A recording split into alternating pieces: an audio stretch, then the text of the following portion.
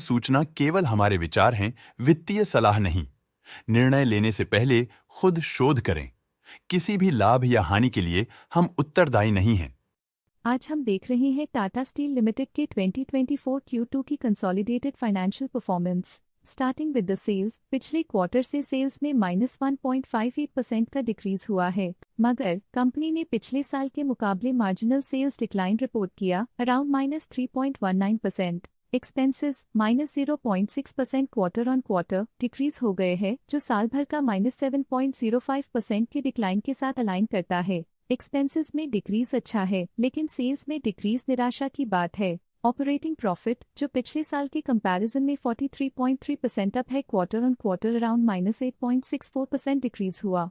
Operating profit margin OPM annual basis पे 3.69% से increase हुआ है, मगर क्वार्टरली ऑपरेटिंग प्रॉफिट मार्जिन -0.87% से डिक्रीज हुआ है। एक्सेप्शनल आइटम्स को ऐड करके अदर इनकम पिछले क्वार्टर के कंपैरिजन 729.14% बढ़ गई, बावजूद इसके की ईयरली ग्रोथ 109.24% है। इंटरेस्ट एक्सपेंसेस पिछले क्वार्टर से 10.96% अप हुआ, लेकिन ईयर ओवर ईयर इंक्रीज 0.61% है। डिप्रिशिएशन कॉस्ट्स में 2.42% का क्लाइम देखने को मिला और ईयरली बेसिस पे 4.71% का इंक्रीज देखने को मिला। प्रॉफिट बिफोर टैक्स एनुअली 131.63% बढ़ा, लेकिन प्रीसीडिंग क्वार्टर से -5.25% डिक्रीज हुआ। इस साल कंपनी ने -3.33% टैक्स पे किया और क्वार्टरली कंपनी ने 64.18% टैक्स पे किया। नेट प्रॉफिट ने ईयर ऑन ईयर 111.65% का इंक्रीज दिखाया, लेकिन लास्ट क्वार्टर से -17.39% का कंट्रैक्शन हुआ है। इस क्वार्टर के दौरान कंपनी का परफॉर्मेंस इतना अच्छा नहीं रहा, नेगेटिव नेट प्रॉफिट लॉसेस को इंडिकेट करता है।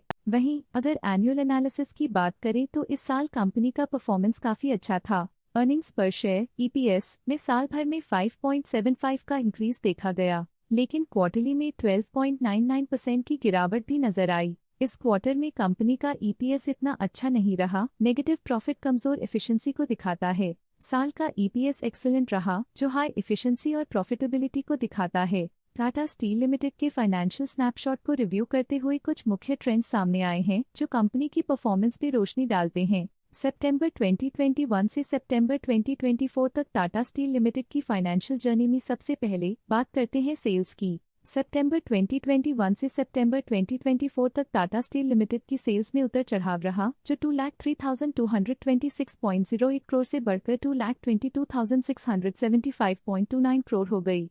ये फ्लक्चुएशंस मार्केट कंडीशंस के इम्पैक्ट को दर्शाते हैं। अब बात करते हैं एक्सपेंसेस की। एक्सपेंसेस पिछले 4 सालों में 1,47,011.78 करोड़ से बढ़कर 1,96,975.35 करोड़ हो गए हैं। यहाँ सेल्स बढ़ रही हैं और एक्सपेंसेस भी बढ़ रहे हैं। बढ़ती सेल्स और एक्सपेंसेस ग्रोथ और इन्वेस्टमेंट को इंडिकेट करते हैं, पर सस्टेन प्रॉफिटेबिलिटी के लिए केयरफुल मैनेजमेंट जरूरी है। ऑपरेटिंग प्रॉफिट सितंबर 2022 में 51,956.4 करोड़ के आसपास रहा और फिर 2024 में 25,699.94 करोड़ तक पहुंच गया। ये दर्शाती है कि कंपनी अपने ऑपरेशनल कॉस्ट को कंट्रोल में रखने में सफल रही है, लेकिन ग्रोथ को पुश करने में थोड़ा और एफर्ट लगाना होगा। नेट प्रॉफिट में फ्लक्चुएशंस भी देखी गई हैं, जो पिछले कुछ सालों में 28,444.34 से -6,922.02 करोड़ हो गया और इस साल 2,754.11 करोड़ हो गया।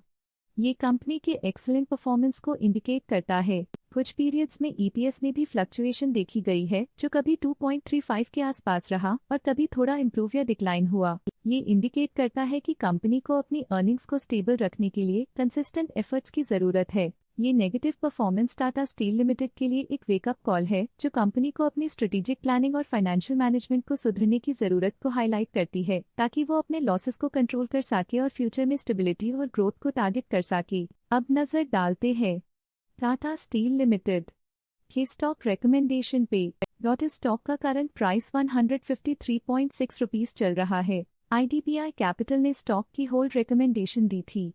उन्होंने स्टॉक का टारगेट प्राइस 164.00 का अनुमान लगाया था।